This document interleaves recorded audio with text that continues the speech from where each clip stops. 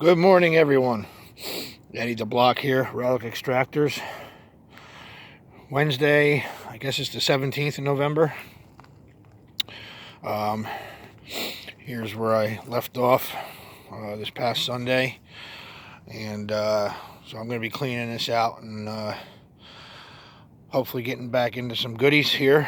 Now you can see how this all started cracking off. I knew I was going to end up having to do it, so I'll clean it off from up there instead of down here. And I think I'm going to maybe work around a little bit to the side here today and then get this out of my way, because this is all just like cast off laying down in here.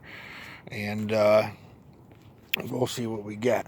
On a bright note, walking in this morning,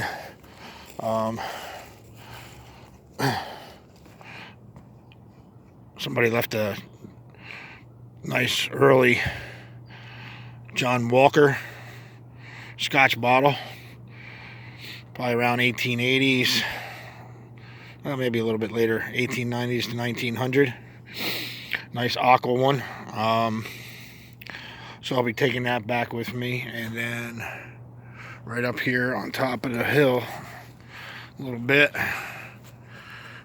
I just laid some slicks and a couple embossed meds, little Sloan's, Dr. Miles Restorative Nervine, Schlotterbeck and Foss, and some amber slicks, which is good for me to, I put those up on eBay if nobody's already noticed. I have a person out in Arizona that makes custom labels for these, and so I gather them up every time I come in. So that's where I'm at for now. Towards the end of my dig, I'll do a little bit more walking around and see if anybody's left anything else. But for now, time to clean out the hole and get to it and see what we can find. All right, we'll get back at you. All right, guys. So I had to go back out to the truck and get the battery off my drill for the Sawzall, so I can cut some of these roots out of my way, so I can continue cleaning that out. So I figured I'd have my snack, some homemade banana bread that Annie made me, and my vanilla iced latte. So I'm going to take a short break and have a little snack and then get back into it. Stay tuned. All right, in the clean out, stuff that's kind of falling out here, early style Edison battery oil. Let me see here, I had the wrong way. Thomas A. Edison. It's hard to read because of the guck on the inside, and it's embossed on this side too. It's hard to, phone's not really focusing here. You can kind of see where it says Edison. So we'll get that cleaned up. No damage, just dirty. All right, stay tuned.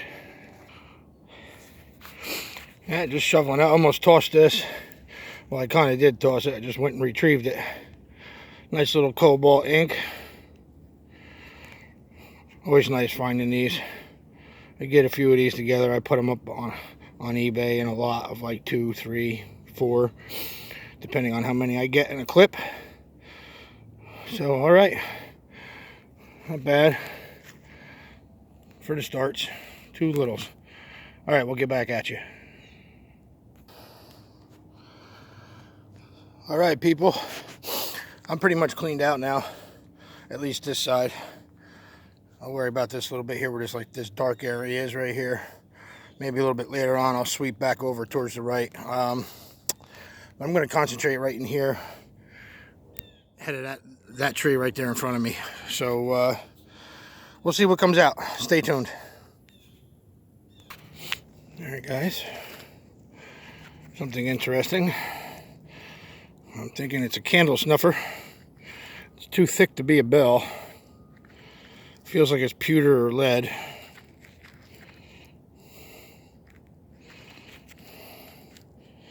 It's got a little bit of detail on it, and a little bit of corrosion, of course. So, neat find. All right, so we'll get back at it. Stay tuned.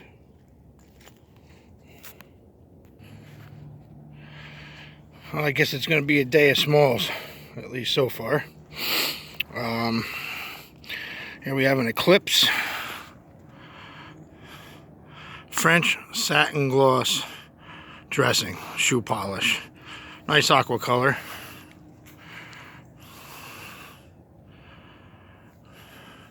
Relatively common, but again, I'll put these up in a lot with a few other bottles, you know, for a decent starting bid, and we'll see where they go. All right, stay tuned for the next.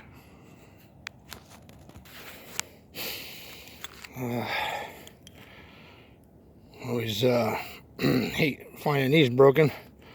It's one of my favorite bottles in the world. It's a Gilka schnapps bottle. That's the L and the A, and this is the two guards or soldiers with the shield on the base, and just another piece. It's like a 6-sided bottle. That's a shame. That would have been a day maker. All right, no sense in crying over it. Let's get back at it. And a nice little bromo seltzer just popped out. It's starting to break off a little bit there. You can see some of the old stuff underneath the cast off here, like them broken bottles right there. Stuff actually that we threw aside over here. This is where we were sitting when Travis and Corey from Creek Diggers came up last year. Well, Travis came up anyway in October, late September, early October last year, and we had just tossed a couple things here. So this is just all cast off that's breaking off. I got a big root right there I'm gonna have to try and get out. So I really can't undermine anymore without taking that off. So I'm gonna let it do its thing, take a break for a minute, and clean it out, and see if it's worth going in that direction. I just remembered too, just on the other side of this dead tree right here, that we did dig up to it at a certain point, and I've got some old loose stuff just kind of falling in the hole there. There you go, see, it's falling. So yeah, I'll see if I can work this way a little bit today. It's really hard because of the roots of this tree, but maybe I'll clean it out a little bit and get down below it, and we'll see what we get. All right, stay tuned. All right, guys, this is a little surprise for me. Not that I don't know what it is, and it was just in my last video. A little FERRO China, and that's the thing. It's a small one. I've never seen one this size.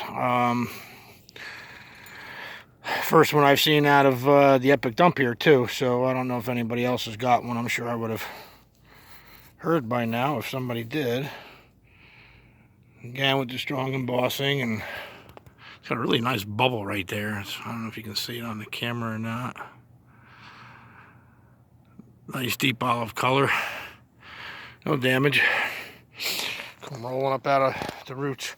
Yeah, I kind of let that do its thing there and fall in. So, like I said, I think I'm hitting the other side where it was dug.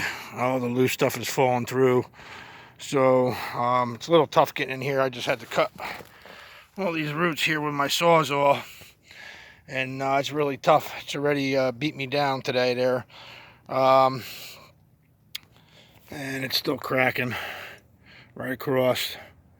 So I'm just going to let it do its thing. I don't want to get up underneath there. I'm here by myself today too, so I don't want to get compromised and have this tree either fall down or fall straight in, which the roots crack Sometimes that happens. They just fall straight into the ground. It would be like getting stomped on by an elephant foot. So I'm going to leave that alone today.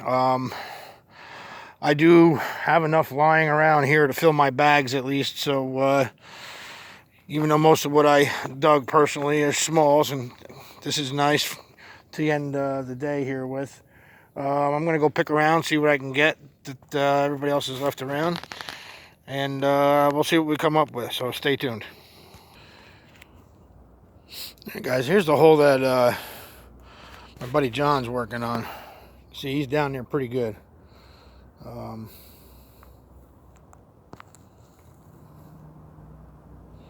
I'd say he's down probably a good 12 foot right now.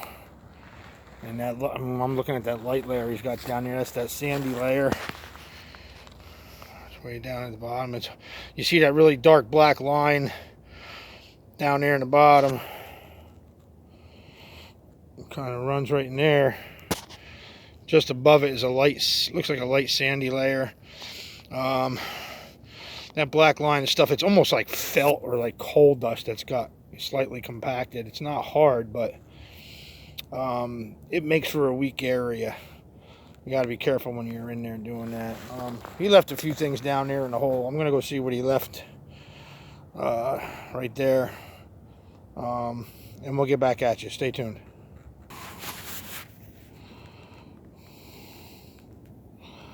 Well, a little cobalt ink. I wasn't going to climb all the way down in there. He's a little bit taller than I am, and I don't think I'd be able to pull my rear end up out of there at this time. Nothing much. There was a broken ball jar down there. A couple more of those ambers that I just put aside here. So we're going to go walk around over and see what Andy left behind this weekend. And Andy actually sent me a little video. We're going to walk. I'm going to take you on a walk and talk to you at the same time. He sent me a little video what he dug Sunday afternoon after I left. He pulled I think it was kind of torched porcelain enamel sign. But I'm going to put it up on my channel for him, give him his credits. It was I can't remember the name of it, but it was an overall company that made overalls, and he did some research on it. And he found out that, you can see he's got stuff scattered all over the place here. I'm going to have to pick through it. And he found out that they were the largest manufacturer for the Union soldiers back during the Civil War. They made most of the uniforms and overalls and stuff like that during the Civil War, and that they kind of just faded out in the 1920s. So they made it up through the turn of the century and stuff like that, and then they kind of just disappeared. Looks like Andy left a this is what I was showing you before. This might be a slick one, but this is what those Gilka bottles look like. Exactly like this. The one that had the soldiers on the base. The exact same shape. Yeah, let me zoom back out. There we go. It was a little close. I forgot I had it zoomed in. This is the exact same shape as that one I showed you before. Those couple pieces that had the soldiers on the bottom with the shield. I'm pretty sure that's what it is. Just an embossed, unembossed version of the H.A. Gilka schnapps bottle from Germany. Normally it would say store number 9 on it. So he left that, and I have another one like this up on eBay right now. I'll bring this one and clean it up, and so I'm going to set that over here for now. I noticed he left another amber. Looks like an amber Hinchliffe. I'm not sure. And I was told by my good friend Jimmy Eifler, who is an expert on Patterson, New Jersey bottles. He said you'll dig one. That's exactly what it is. You'll dig one amber Hinchliffe to every 1,000 clear or aquas. So, yeah, quite the difference in ratio. The bugs are actually out. It's chilly. I haven't even taken off my sweatshirt yet, even through the digging today. So, Yeah, that's another keeper. All right, let's set that here and see what else is lying around.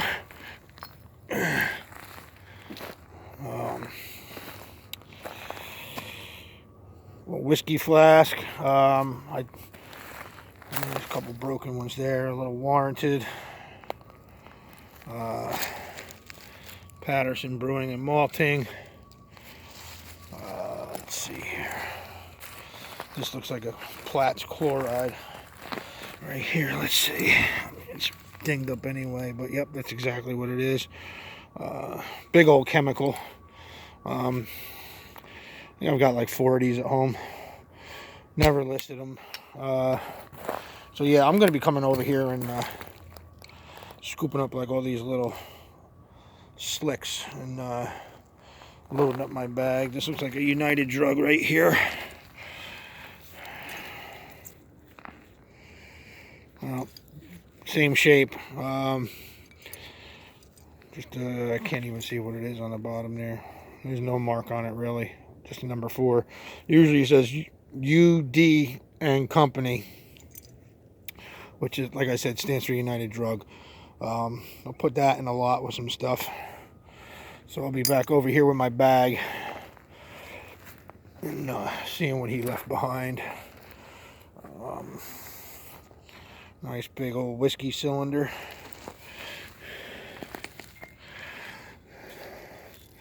Nice aqua. I won't take that though. I got enough stuff like that that's just taking up room, and the wife will get on me. Looks like a Lee & Perrins. Another Platts.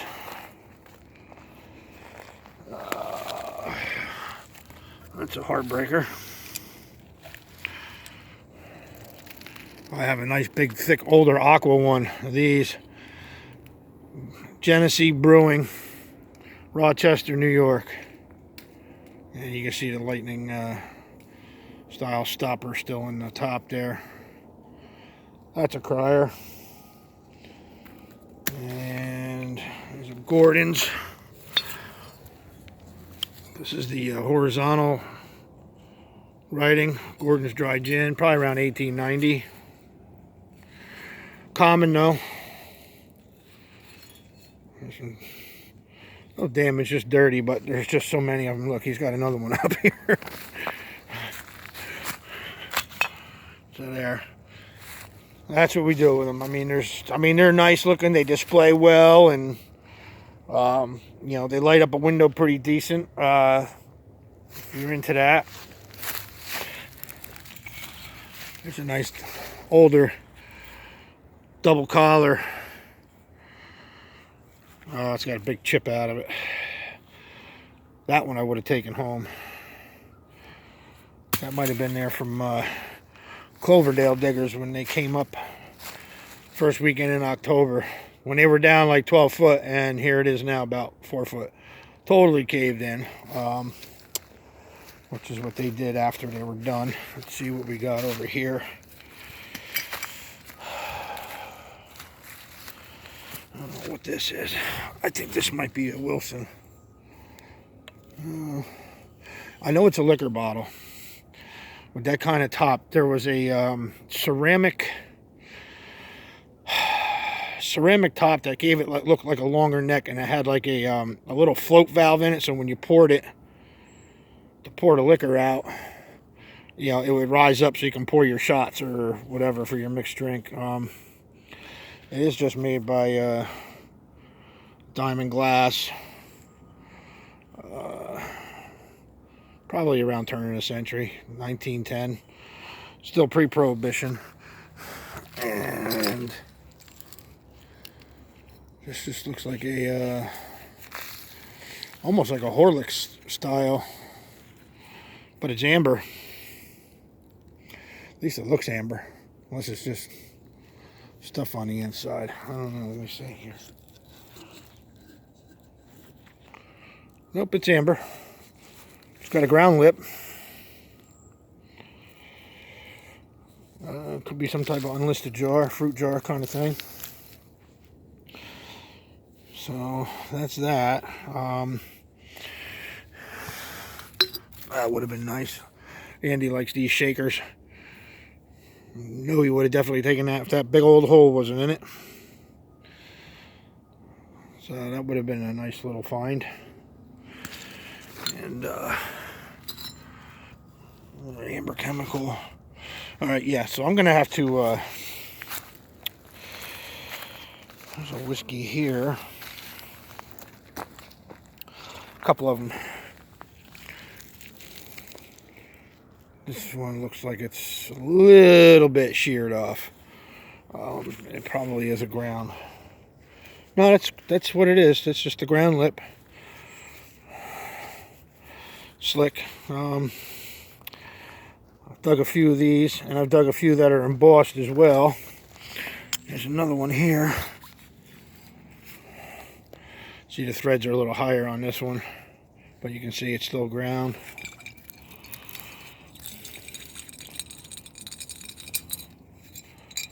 That's ice rolling around in there. So, two different sizes, half pint and pint. So look at the gunk inside of that medicine. Yucky stuff. So I just don't like messing with that. And then,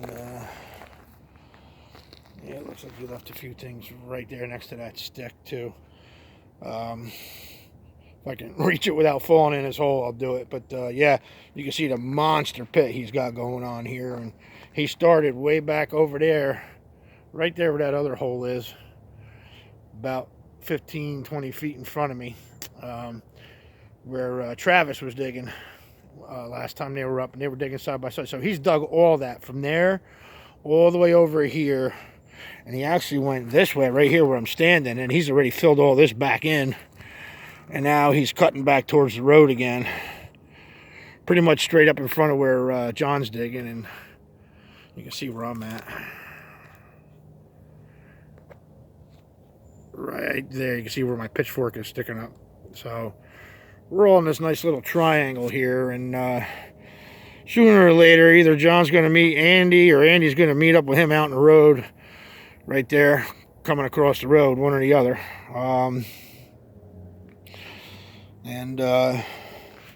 So that's about it for this area. I'm gonna have to come through here. Good thing I got milk crates out in the back of my truck today. So, all right, I'm gonna put you on pause for a second here. I'm gonna walk back a little bit further, way back through there, about 50 yards in, where Kyle was digging, and see what he left behind. He said he didn't get too much, nothing really noteworthy of talking about, but we're gonna go see what he left. All right, stay tuned. All right, guys, I'm coming up here where Kyle was digging on Sunday. Yeah, he left a ton of stuff there. It looks like a broken FERRO China from here. I can see it sticking up right there in the middle. Right there. There's a crier jug he dug the last time he was up here, and he thought this, oh boy, this would have been nice. Look at that. 1970s Pepsi. Somebody walking through here back in the day. This bowl would have been killer if the bottom wasn't out. He did manage to pull it out without it breaking anymore, but that's a shame. And let's see, it seems to be he's got most of the stuff that he dug thrown up over here on this side. So let's see what he's got here.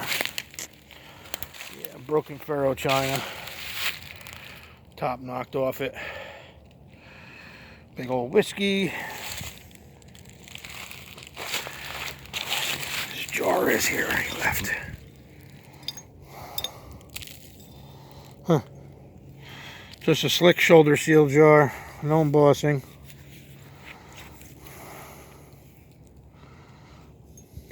Always check the bottom. You gotta always check the bottom of the jars if they have no embossing on them, because there were a lot of early jars that were just embossed on the bottom.